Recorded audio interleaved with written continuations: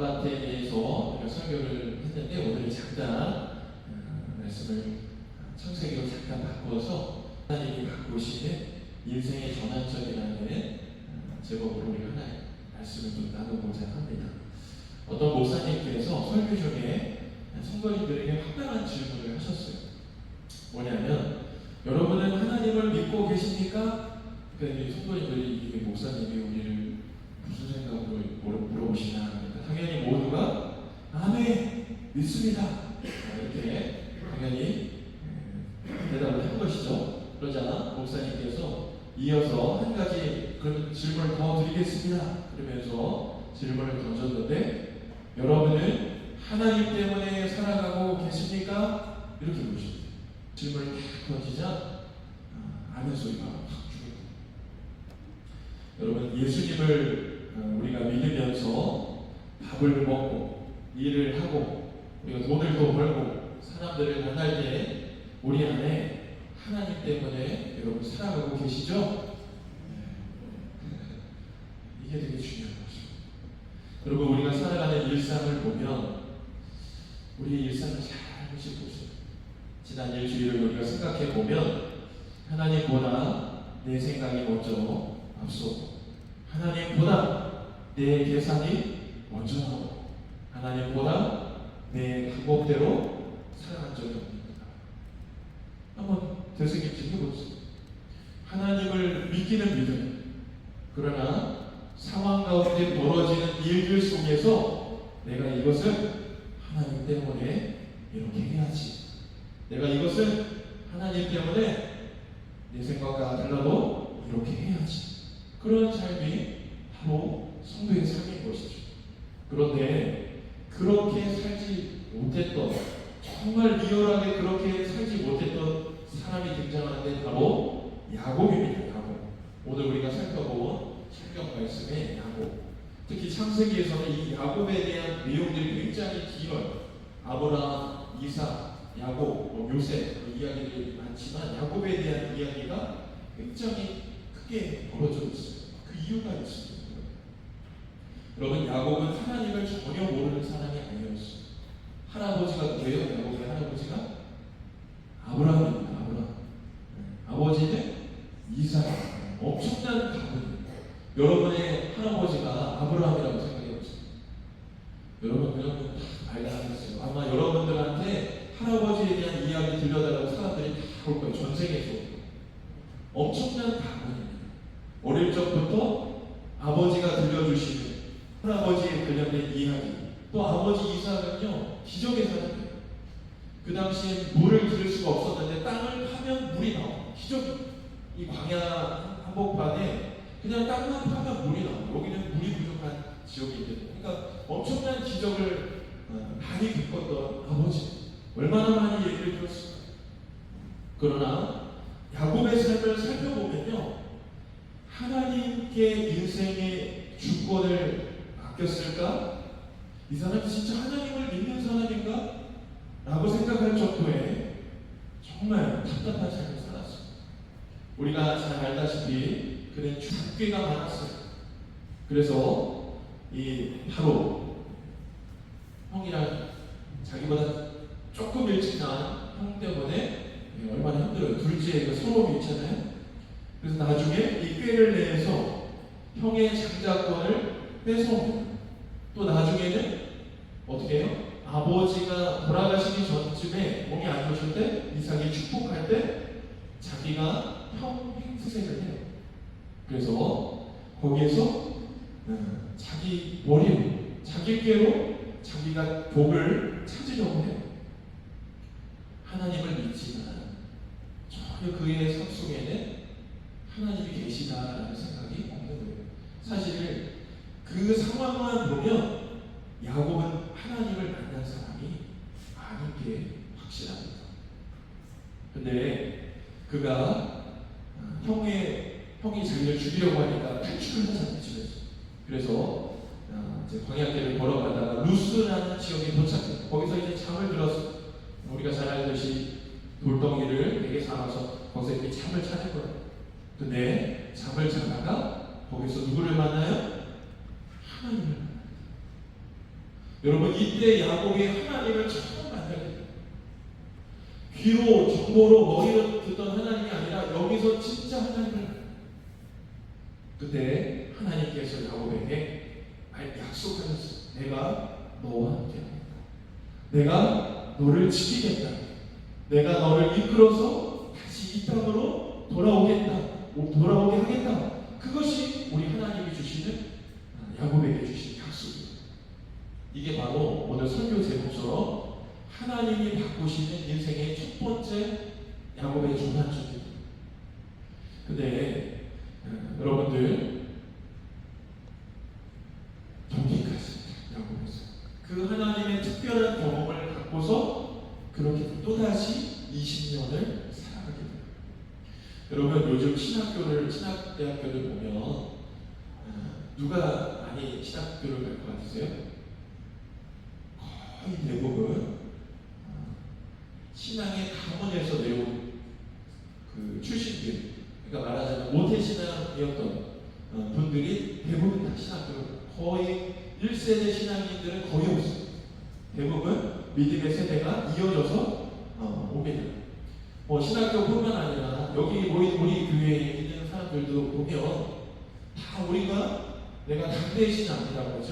내가 저 예수님을 알고 교회에 나가서 예수님을 통한 체험을 통해서 믿는 사람들은 흔치 않습니다. 우리의 부모님의 부모님이 예수님을 믿기 때문에 자연스럽게 내려온 신앙인들입니다. 그런데 다수는 아니지만 일부 사람들 가운데 믿음의 가문에서 자랐지만 하나님을 모르는 사람이에요. 하나님에 대해서는 너무 많이 들었어요. 교회에 오고 예배를 드리는 건 너무 편안하고, 안 드리고 안 오면 불안하고 이상해요. 그러나 하나님이 지금 이 순간 또 이 교회 밖을 나가면서도 나의 삶을 함께 하시고 나의 인생을 지켜보시고 나의 모험을 하나님이 채우시고 이런 것을 경험할까요? 못할까요? 못하는 사람이 있는. 여러분, 제가 종종 또 복음을 증거할 때나 또 설교 중에 여러 번 얘기했던 것이 있어요. 여러분 잘 보세요. 지금 우리는 예배를 드리는데 갑자기 저기 우리 해병대, 죄송해요, 그럴 일이 없어야 되는데 사이렌이 울리면서 북한에 대해서 공습 경보가 울려요. 그러면서 하늘에서 포탄이 날아오면서 쾅쾅쾅 여기 떨어져요. 여기는 강원에 가깝지 않습니까? 그러면서 그 중에 포탄이 날아오다가 몇 발이 이 예배당을 쳤어요. 그러면서 여기 있는 우리 모두가 주님의 부르심을 받게 돼요. 그러면 여러분들은 이 땅에 지금 이 순간이 마지막이라고 할 때 여러분이 하나님 나라에 계시다라는 것을 의심 없이 확신하세요. 단 하나의 의심 없이 나는 당연히 주님의 나라에 있겠지. 그렇게 확신하세요. 한 가지 더 물어볼게요.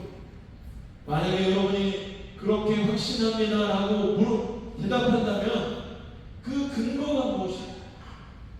여러분, 무슨 근거로 여러분들이 하나님 나라에 있을 거라고 확신했어요? 저는 교회에 열심히 나왔어요. 저는 어렸을 때부터 교회를 나왔어요. 저는 봉사를 여러 가지 오래도록 했습니다. 저는 교회에 매달 헌금을 드리고 실효를 했습니다. 그것이 여러분이 천국에 있어야 할 근거가 될까요? 죄송하지만 아닙니다. 전혀 아닙니다. 우리가 이 땅에서 부득이하게 갑작스럽게 이 세상을 떠나도 우리가 천국에 있어야 할 이유는 단 하나, 예수님을 믿기 때문에. 할렐루야. 예수님을 믿기 때문에. 아무리 여기 어떤 직분과 수십 년을 신앙생활했어도 예수님을 믿기 때문에 천국에 있다는 근거가 없으면 우리는 천국에 없게 됩니다. 예수님을 믿기 때문에, 오직 그 근거 때문에 예수님이 내가 죽어야 할 그 죄의 대가를 치르셨기 때문에 영생의 자리가 가능해요. 그걸 아셔야 돼요. 우리의 연수, 우리의 경력이 중요한 게 아니에요. 우리의 노력과 우리의 일의 결과가 중요해요. 단 하나, 죽음이 아니라 생명과 부활과 천국일 수밖에 없는 이유는 한 가지. 내가 죽어야 할 그 죽음의 자리를 우리 예수님이 죽으셨는데 그 예수님을 내가 마음의 구원자로 믿기 때문에 우리는 수만 번, 수천 번 죽어도 하나님 나라에 있게 된다. 할렐루야.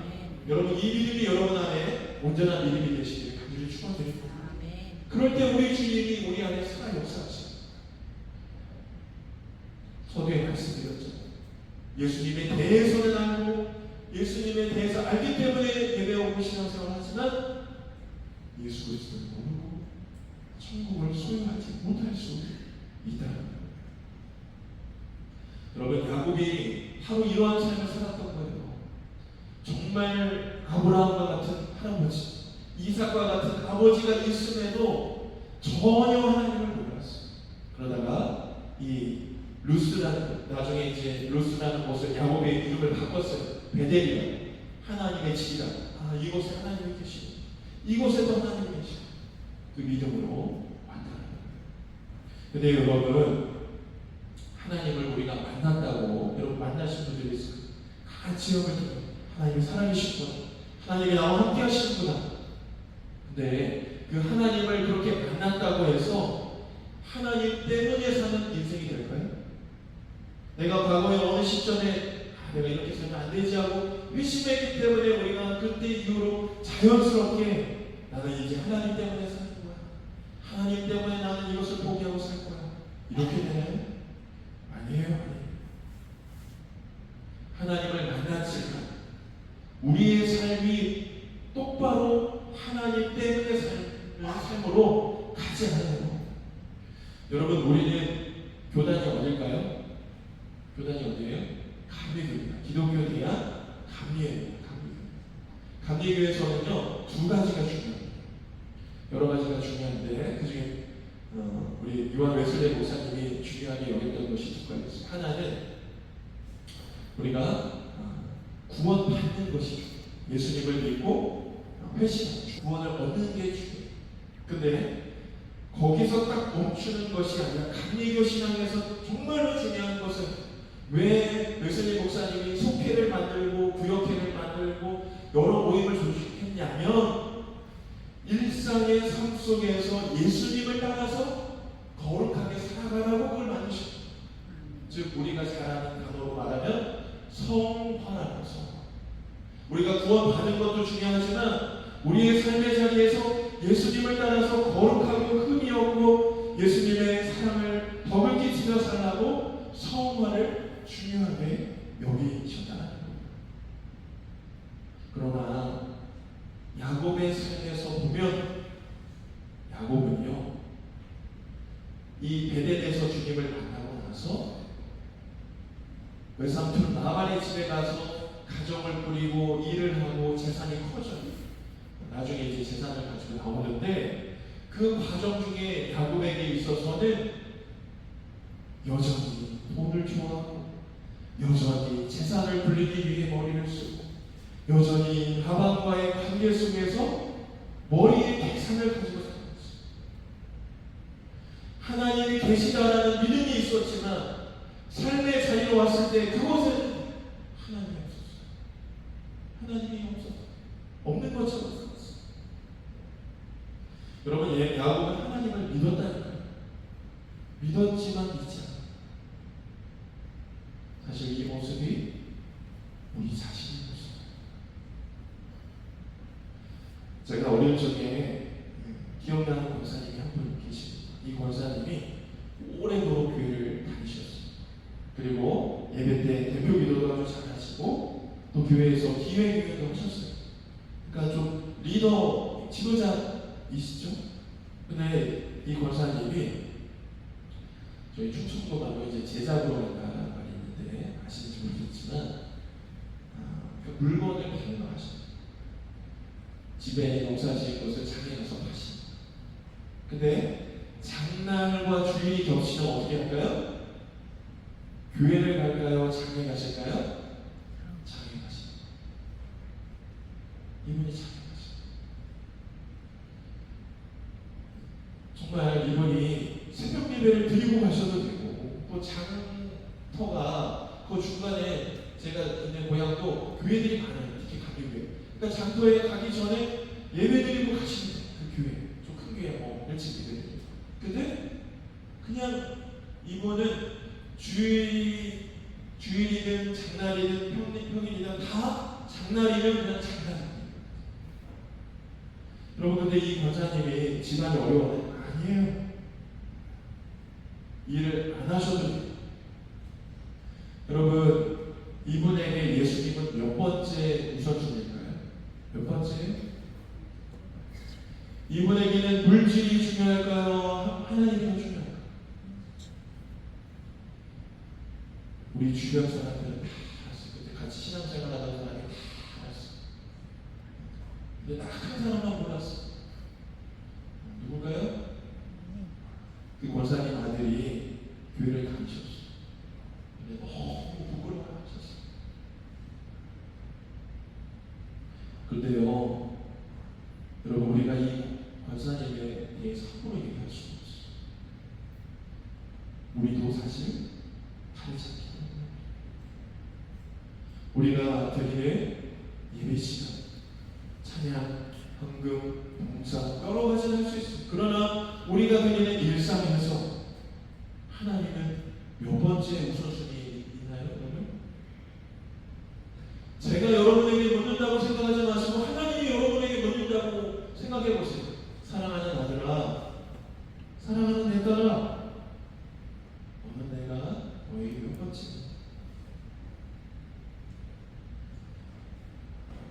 야곱의 모습이 바로 하나님을 경험했지만 그런 모습이었어요.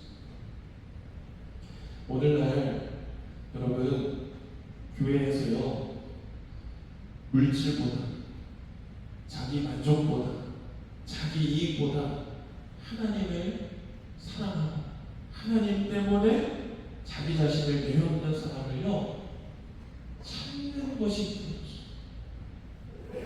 찾아야 찾을 수 있는 사람이었어요.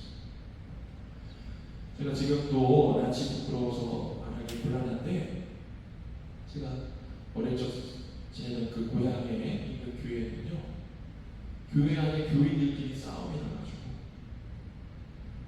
이 경찰이 오고 경호업체를 불러가지고 담회를 하는데, 이 경호업체 있죠?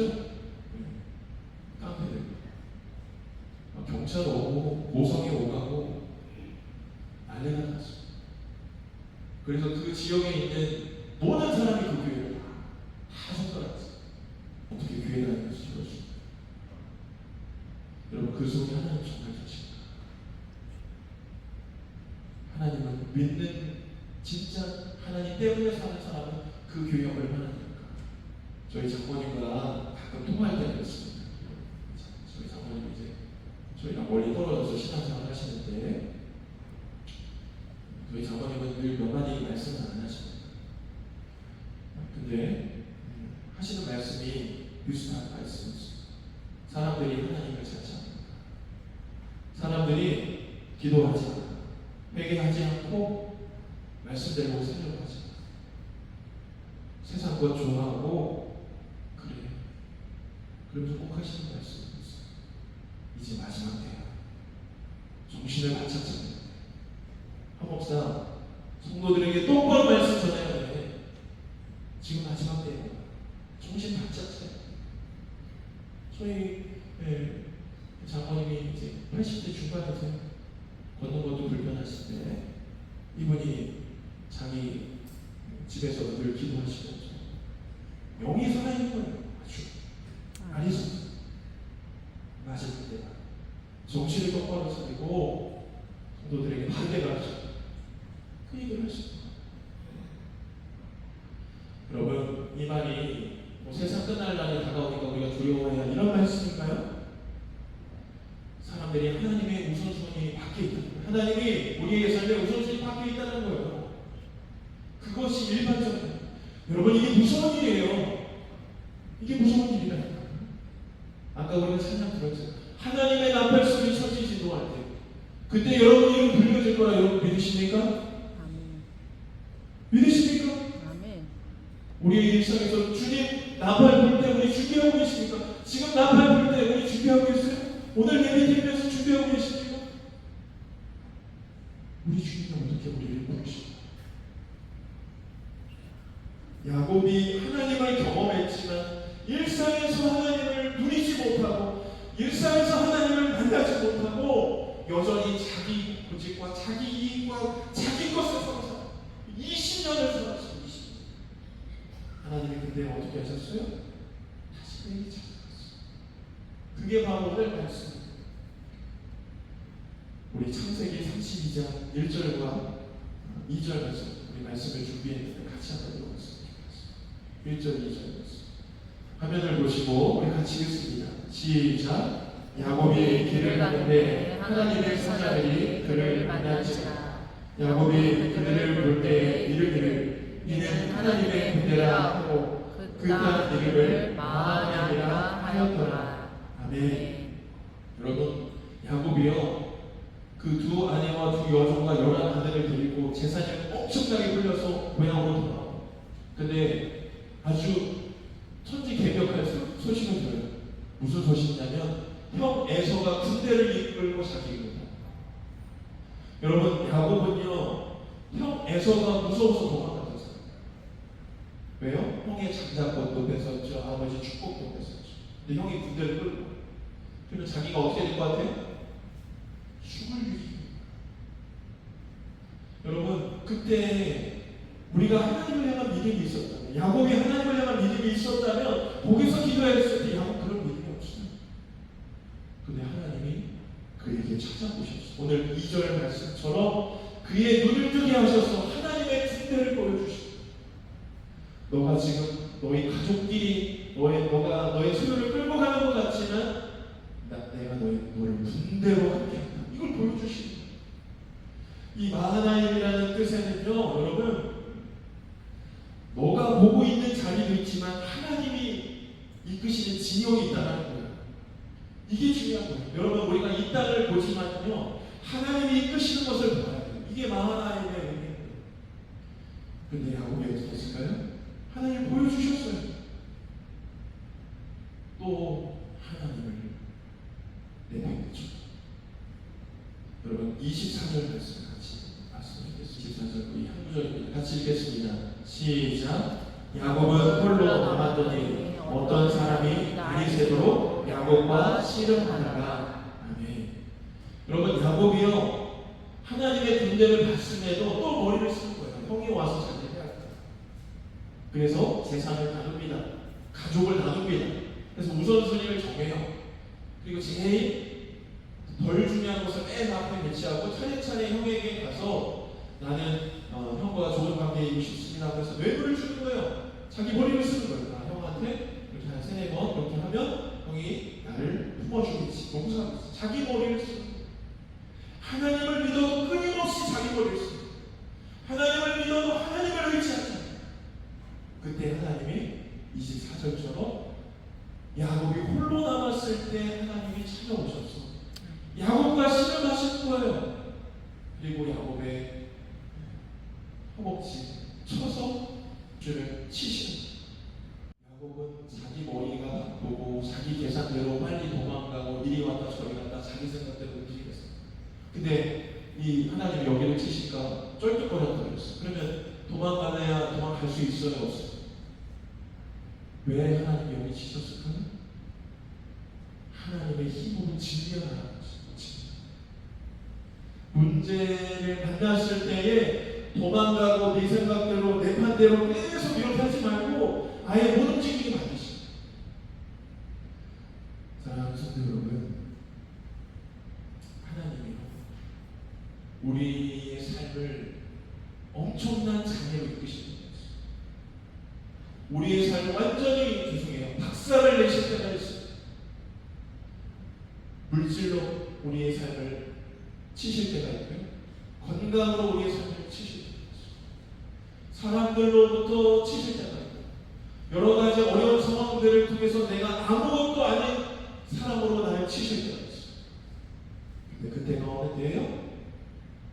하나님이 나의 인생을 바꾸실 때, 왜요? 하나님을 믿지만 하나님 없이 사는 그 인생 속에서 하나님이 이제는 가만히 계시지. 우리를 치시더라도 우리를 하나님의 사랑으로 바꾸시니다. 저는 여러분이 오늘 말씀을 통해 여러분을 보는 영원히 열려지기를 축원드립니다. 아멘. 보셨죠? 하나님이 우리에게 왜 이런 어려움을 주셨을까? 하나님이 왜 나의 삶을 이런 쪽으로 계속 몰아갔을까? 그런 상황 가운데 잘 생각하십시오. 내가 여전히 하나님을 믿지만 하나님 때문에 살지 않는 인생이라면 하나님은 그 자리에 주시지. 그리고 우리 주님이 마지막에 바꿔주십니다. 야곱을 이스라엘로 이름을 바꿔주십니다. 야곱을 속이는 자이고 남의 발꿈치를 쫓아가는 자, 붙잡는 자. 우리 인생이 남을 속여서 내 이익을 취하고 내 머리에 삐를 써서 남의 것을 빼앗고 남의 발목을 잡아서 나보다 잘난 사람, 나보다 나은 사람, 그 사람 발목 잡아서 끌어내리고 나를 세우려고 하는 그런 일이 있었습니다. 이제는 내 생각과 내 판단이 아니라 하나님이 통치하시는 이스라엘 그 이름을 바꿔주십니다. 사랑하는 성도 여러분, 오늘 여러분의 삶이 야곱의 인생에서 이스라엘의 인생으로 인생의 전환점을 맞이하시길 주 예수 그리스도의 이름으로 간절히 축원드립니다. 우리 이 시간 같이 오늘 말씀을 기억하면서 같이 기도했으면 좋겠습니다. 여러분의 삶에 오늘 여러 가지 어려운 상황들이 있습니까? 그때 우리가 바라봐야 할 것은 그 상황 너머에 있어서 내가 예수님을 믿지만 내가 예수님을 믿어서 이 자리에 있지만 나는 오늘 예수님 때문에 나의 인생을 드릴 수 있는가? 나는 오늘 예수님 때문에 나의 물질, 시간, 관계, 나의 에너지를 쓸 수 있는가?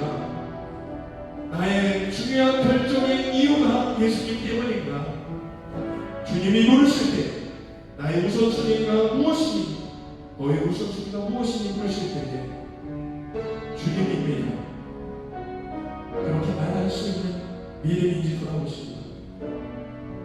그렇지 않았다면 오늘 이 시간 여러분 탄식하시면서 가슴을 치시는 우리 주님의 음성을 들으시고 여전히 야곱 같은 우리의 인생을 하나님이 그냥 두시지 않고 그 완전을 치셔서 이스라엘을 바꾸고자 하는 하나님의 엄하신 뜻을 보시는 거예요. 이 시간 우리가 같이 기도할 때에 주님 저의 인생이 야곱이었습니다.